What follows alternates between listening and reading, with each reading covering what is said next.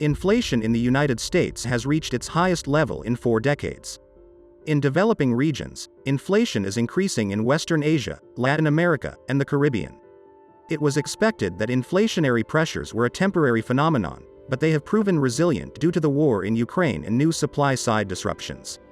At the same time, experts believe that rising food and energy prices are affecting the rest of the economy and are causing core inflation to rise.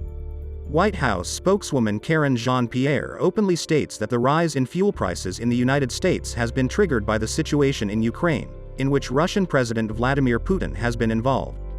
The most indicative situation is fuel prices.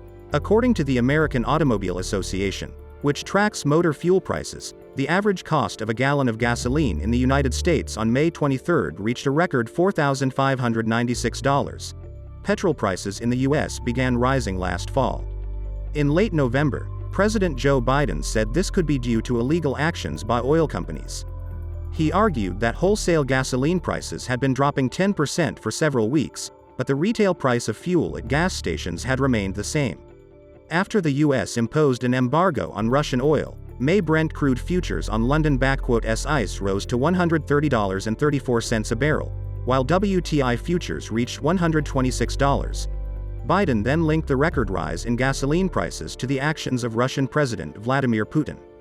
Meanwhile, Americans began blaming Biden for unchecked inflation in the United States in an attempt to shift blame for the state of the U.S. economy on Russian President Vladimir Putin, former U.S. President Donald Trump, OPEC, and the pandemic.